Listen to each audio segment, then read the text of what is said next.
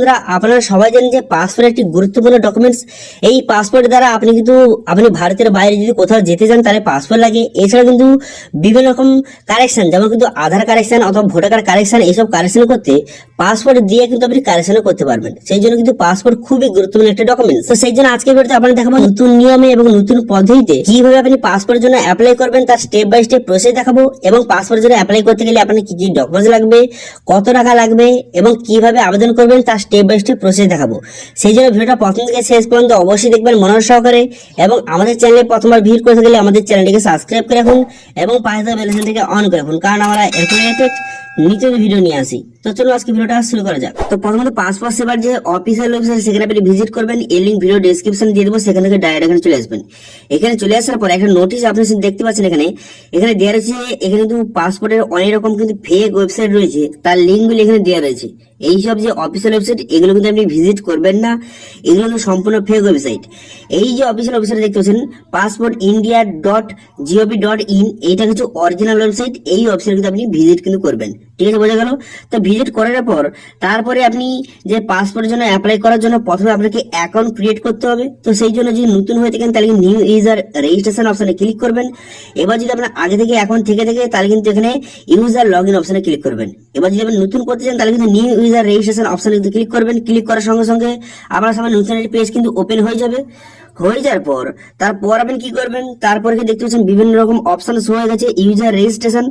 এবার এখানে passport office, এখানে কিন্তু পাসপোর্ট অফিসটা আপনি সিলেক্ট কিন্তু করে নেবেন, ঠিক আছে। এখানে কিন্তু আপনার নিয়ারের যে পাসপোর্ট অফিস রয়েছে তার কিন্তু এখানে অ্যাড্রেসটা এখানে সিলেক্ট করে নেবেন।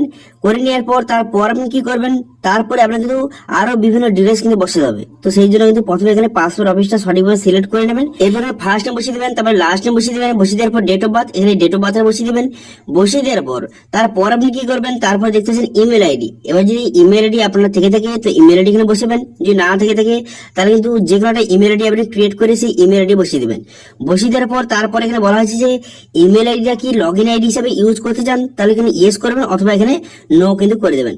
করে দেওয়ার পর তারপরে লগ ইন আইডি, এখানে একটা লগ ইন আইডি আপনাকে এখানে বসাতে হবে, ঠিক আছে। লগ ইন আইডি আপনার নিজের ইচ্ছে মতো একটা লগ ইন আইডি এখানে লিখে দেবেন। লিখে দেওয়ার পর তারপর আপনি কি করবেন, তারপর এখানে দেখতে পাচ্ছেন চেক এলিজিবিলিটি অপশনে ক্লিক করবেন, ঠিক আছে। এখানে চেক এলিজিবিলিটি অপশনে ক্লিক করে এখানে দেখে নেবেন যে এটা অ্যাভেলেবেল আছে কি নেই। যদি অ্যাভেলেবেল থেকে থাকে তাহলে দেখতে পাচ্ছেন এখানে লেখা রয়েছে log in ID is available, এরকম লেখা থাকবে। যদি অ্যাভেলেবেল না থাকে তাহলে দেখাবে নট অ্যাভেলেবেল। তারপর কিন্তু এখানে আবার পাসওয়ার্ড বসাবেন, তার পাসওয়ার্ড কনফার্ম করে দেওয়ার পর তার হিন্ট কোশ্চেন, এখানে কোশ্চেন একটা সিলেক্ট করবেন।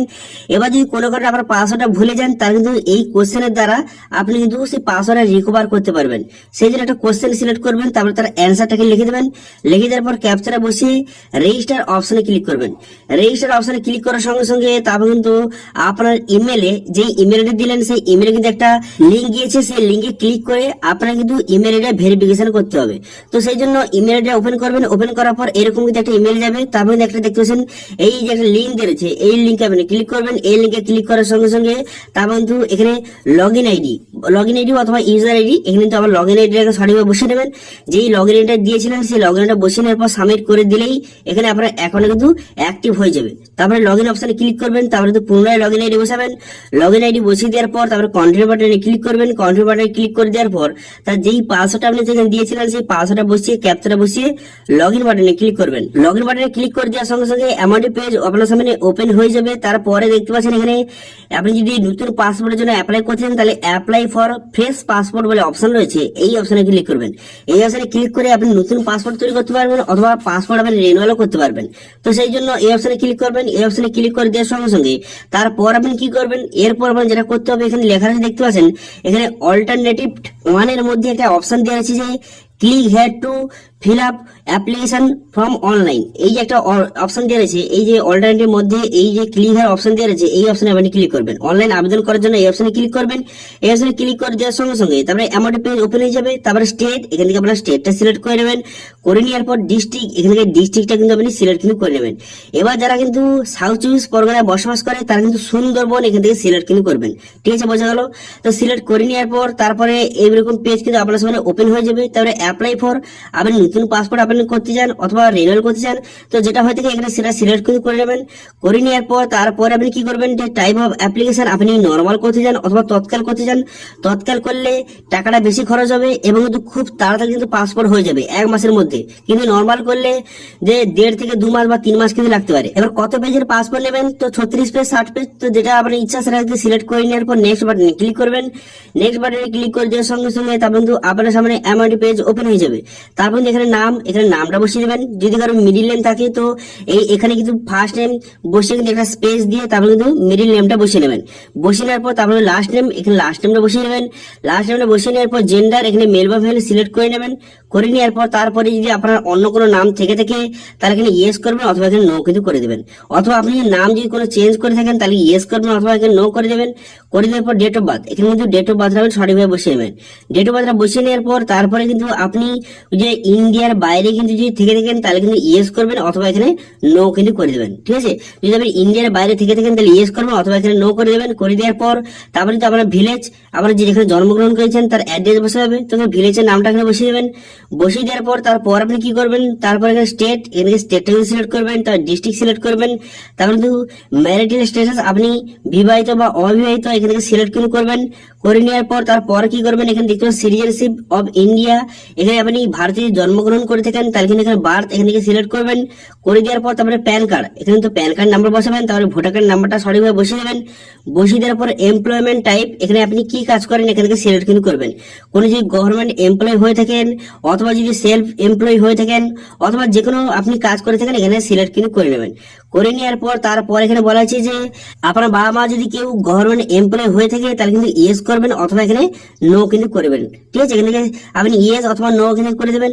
করে দেওয়ার পর তারপর আপনি কি করবেন, তারপরে এডুকেশন কোয়ালিফিকেশন, আপনার এডুকেশন কোয়ালিফিকেশন এখানে সিলেক্ট করে নেবেন। আপনি কতদূর পড়াশোনা করেছেন, আপনি মাধ্যমিক পাস করেছেন অথবা উচ্চ মাধ্যমিক গ্রাজুয়েশন যেটা হয়ে থাকে এখানে সিলেক্ট করে নেবেন। করে নেওয়ার পর তারপরে দেখতে পাচ্ছেন ভেরি ভেরি ইম্পর্টেন্ট এই যে জায়গাটা, তো এখানে লেখা রয়েছে যে আপনি কি নন ইসিআর ক্যাটাগরি। এবার ইসিআর আর নন ইসিআর মধ্যে পার্থক্য হলো যারা কিন্তু মাধ্যমিকের নিচে যারা তারা কিন্তু ইসিআর ক্যাটাগরি এবং যারা কিন্তু মাধ্যমিকের উপরে যারা তারা কিন্তু নন ইসিআর ক্যাটাগরি। তো এখান থেকে আপনি যদি মাধ্যমিক যদি নিচে পাস করেছেন তাহলে কিন্তু এখানে নো করবেন। এবার যদি আপনি মাধ্যমিকের উপরে পাস করেছেন তাহলে কিন্তু এখানে ইয়েস বাটনে ক্লিক করবেন। যেহেতু আমি গ্রাজুয়েশন সিলেক্ট করেছি সেজন্য কিন্তু আমি ইয়েস বাটনে এখানে ক্লিক করে দেবো। করে দেওয়ার পর তারপর আপনি কি করবেন, তারপর এখানে দেখতে পাচ্ছেন আপনার শরীরে যদি কোন রকম যদি মার্ক থেকে থাকে তাহলে এখানে লিখে দেবেন এরা, যদি না থেকে থাকে তাহলে এখানে নো কিন্তু লিখে দেবেন। তারপর এখানে কিন্তু আপনার আধার কার্ড নাম্বার বসিয়ে দেবেন। বসিয়ে দেওয়ার পর ইয়েস বাটনে ক্লিক করে দেওয়ার পর তারপরে নেক্সট বাটনে ক্লিক করবেন। নেক্সট বাটনে ক্লিক করে দেওয়ার সঙ্গে সঙ্গে তারপর কিন্তু আপনার সামনে এমআরটি পেজ ওপেন হয়ে যাবে। এরপর কি করবেন, এখানে ফ্যামিলি ডিটেইলস কিন্তু বসাতে হবে। প্রথমে কি করবেন, এখানে বাবার নাম, এখানে কিন্তু বাবার নামটা বসিয়ে দেবেন। এখানে ফার্স্ট নেম এবং মিডল নেম যদি থেকে থাকে মিডল নেম বসিয়ে দেবেন। তারপরে লাস্ট নেম বসিয়ে দেবেন। তারপরে মায়ের ফার্স্ট নেম লাস্ট নেম বসিয়ে দেবেন। বসিয়ে দেওয়ার পর লিগাল যে গার্ডিয়ান কে যদি বাবা হয়ে থাকে তাহলে বাবার এখানে ফার্স্ট নেম এবং লাস্ট নেমটা বসিয়ে দেবেন। বসিয়ে দেওয়ার পর তারপর আপনি কি করবেন, তারপর কিন্তু নেক্সট বাটনে ক্লিক করবেন। নেক্সট বাটনে ক্লিক করে দেওয়ার সঙ্গে সঙ্গে তারপর কিন্তু আপনার সামনে এমআরটি পেজ ওপেন হয়ে যাবে। তারপর কিন্তু এখানে দেখতে পাচ্ছেন প্রেজেন্ট রেসিডেন্সিয়াল অ্যাড্রেস আপনাকে বসাতে হবে। তো সেই জন্য এখানে কি করবেন, এখানে আপনার হাউস নেম এবং স্ট্রিট নেমটা কিন্তু বসিয়ে নেবেন। বসিয়ে নেওয়ার পর ভিলেজ, এখানে ভিলেজের নামটা এখানে বসিয়ে নেবেন। বসিয়ে নেওয়ার পর স্টেট, এখানে ডিস্ট্রিক্টের নাম বসিয়ে নেবেন। তারপর পুলিশ স্টেশন এখানে নামটা সিলেক্ট করে নেবেন। করে নেওয়ার পর তার পিনকোড, তার মোবাইল নাম্বার, তারপর ইমেল আইডি এখানে বসিয়ে কিন্তু তারপর কি করবেন, এই যে উপরে অ্যাড্রেসটা বসাবেন এটা কিন্তু আপনার পার্মানেন্ট যদি অ্যাড্রেস হয়ে থাকে তাহলে ইয়েস করবেন অথবা এখানে নো কিন্তু করে দেবেন। যদি ইয়েস করে থাকেন তার পরেরটাও আপনি ইয়েস করবেন। ইয়েস করে দেওয়ার পর তারপর আপনি কি করবেন, তারপর কিন্তু নেক্সট বাটনে ক্লিক করবেন। নেক্সট বাটনে ক্লিক করে দেওয়ার সঙ্গে সঙ্গে তারপর কিন্তু আপনার সামনে এমআরটি পেজ ওপেন হয়ে যাবে। তারপরে এখানে ওকে করে দেবেন। তারপরে এখানে ওকে করে দেবেন। করে দেওয়ার সঙ্গে সঙ্গে নেক্সট পেজে আপনাকে নিয়ে চলে যাবে। এবারে ইমার্জেন্সি কন্ট্যাক্ট হিসেবে একজনের ডিটেলস কিন্তু বসাতে হবে। তো আপনার ফ্যামিলির যে কারো ডিটেলস বসাতে পারেন অথবা পাড়া প্রতিবেশী অথবা বন্ধু বান্ধবের ডিটেলস কিন্তু এখানে বসাতে পারেন, কোনো রকম সমস্যা নেই। তো তার নাম এখানে মোবাইল নাম্বার বসিয়ে এখানে নেক্সট বাটনে ক্লিক করবেন। নেক্সট বাটনে ক্লিক করার সঙ্গে সঙ্গে তারপরে এখানে যে আইডেন্টি সার্টিফিকেট অথবা পাসপোর্ট ডিটেলস, তো আপনি যদি আগে থেকে পাসপোর্ট কোনো তৈরি করে থাকেন তাহলে এখানে কিন্তু ইয়েস করবেন অথবা এখানে নো করে দেবেন। তারপর এখানে ডিটেলস যে নট অ্যাভেলেবল এটা কিন্তু সিলেক্ট করবেন, যেহেতু আপনি নতুন পাসপোর্ট নেই সেই জন্য কিন্তু এটা সিলেক্ট করবেন। তারপরেরটাও এটাও নো করে দেবেন, যেহেতু আপনি নতুন করছেন সেই জন্য কিন্তু এখানে সবগুলো নো কিন্তু করে দেবেন।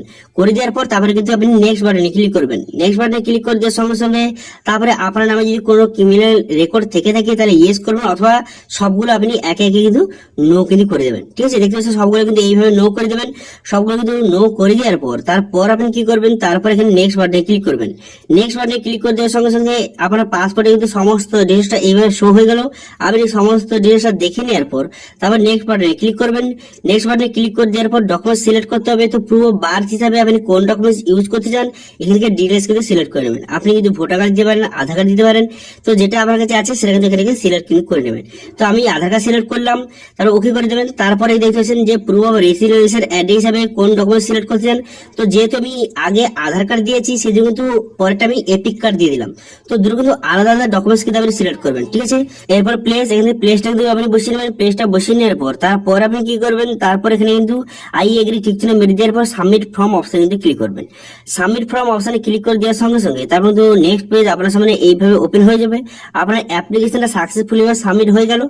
এরপরে কিন্তু এখানে পে অ্যান্ড শিডিউল অ্যাপয়েন্টমেন্ট কিন্তু অপশনে কিন্তু ক্লিক করবেন। এই অপশনে ক্লিক করার সঙ্গে সঙ্গে তারপর কিন্তু এখানে যে অনলাইন পেমেন্ট এখানে এসবিআই দেখে লেখা আছে দেখতে পাচ্ছেন, এই অপশনটা আপনি সিলেক্ট করবেন। এই অপশন সিলেক্ট করে নেওয়ার পর নেক্সট বাটনে ক্লিক করবেন। নেক্সট বাটনে ক্লিক করে দেওয়ার সঙ্গে সঙ্গে তারপর কিন্তু আপনার সামনে নতুন একটি পেজ কিন্তু এইভাবে ওপেন হয়ে যাবে। হয়ে যাওয়ার পর তারপর পুনরায় এখানে নেক্সট বাটনে ক্লিক করবেন। নেক্সট বাটনে ক্লিক করে দেওয়ার পর যে শিডিউল অ্যাপয়েন্টমেন্ট আপনাকে বুক করার জন্য আবার নিচে দিকে আসবেন। নিচে দিকে আসার পর এবার দেখতে পাচ্ছেন এখানে লোকেশন। তো আপনার নিয়ারের যে পাসপোর্ট অফিস রয়েছে সেটা কিন্তু আপনি সিলেক্ট কিন্তু করে নেবেন। ঠিক আছে, আবার নিয়ারের যে পাসপোর্ট অফিস এখান থেকে সিলেক্ট করে নেবেন। এখানে সিলেক্ট করে নেওয়ার পর তারপর আপনি কি করবেন, তারপরে এখানে তার ডিটেলস কিন্তু দেওয়া রয়েছে যে কোন পাসপোর্ট অফিসে কবে অ্যাভেলেবেল, এখানে ডিটেলস কিন্তু দেওয়া রয়েছে। এখান থেকে আপনি দেখেও কিন্তু নিতে পারবেন। তারপরে পাসপোর্ট অফিসার সিলেক্ট করে নেওয়ার পর তারপর এখানে কিন্তু ক্যাপচা বসাবেন। এখানে ক্যাপচাটা বসিয়ে এখানে নেক্সট বাটনে ক্লিক করবেন। নেক্সট বাটনে ক্লিক করে দেওয়ার সঙ্গে সঙ্গে তারপরে কিন্তু নেক্সট পেজ আপনার সামনে ওপেন হয়ে যাবে। হয়ে যাওয়ার পর তারপরে এখানে কিন্তু ডেট, কোন ডেটে আপনি পাসপোর্ট সেবা কেন্দ্রে আপনি ভিজিট করতে চান, তো সেই ডেটটা কিন্তু এখানে সিলেক্ট কিন্তু করবেন এবং আপনার কিন্তু 1,500 টাকা কিন্তু পেমেন্ট কিন্তু করতে হবে। তো তার আগে এখানে ডেটটা সিলেক্ট করবেন। তো যেগুলো লাল হয়েছে সেগুলো অ্যাভেলেবেল নেই, যেগুলো কিন্তু সবুজ হয়ে গেছে সেগুলো কিন্তু অ্যাভেলেবেল রয়েছে। তো সেই জন্য যেগুলো সবুজ হয়েছে তার মধ্যে একটা ডেট কিন্তু এখানে থেকে আপনি সিলেক্ট কিন্তু করে নেবেন। তো করে নেওয়ার পর তারপর আপনি কি করবেন, তারপর এখানে পে অ্যান্ড বুক অ্যাপয়েন্টমেন্ট বলে অপশন রয়েছে, এই অপশনে ক্লিক করবেন। এই অপশনে ক্লিক করে দেওয়ার পর এখানে ওকে আন্ডারস্ট্যান্ড অপশনে ক্লিক করবেন। ক্লিক করার সঙ্গে সঙ্গে সরাসরি আপনাকে পেমেন্টের পেজে কিন্তু নিয়ে চলে যাবে। এরপর debit card, credit card, net banking, UPI যেটা আপনার কাছে রয়েছে সেটা দিয়ে কিন্তু আপনি 1,500 টাকা অর্থাৎ 1,500 টাকা আপনি পেমেন্ট কিন্তু করে দেবেন। পেমেন্ট করে দেওয়ার সঙ্গে সঙ্গে তারপর কিন্তু একটু লোডিং হয়ে যাওয়ার পর তারপর কিন্তু একটা রিসিভ কপি জেনারেট হবে। সেই রিসিভ কপিটা আপনি অবশ্যই কিন্তু প্রিন্ট আউট করে রাখবেন এবং যেই ডেটটা সিলেক্ট করলেন সেই ডেটে কিন্তু যেই পাসপোর্ট সেবা কেন্দ্র সিলেক্ট করলেন সেই পাসপোর্ট সেবা কেন্দ্রে সেই ডেটে সেই টাইমে কিন্তু আপনাকে ভিজিট কিন্তু করতে হবে।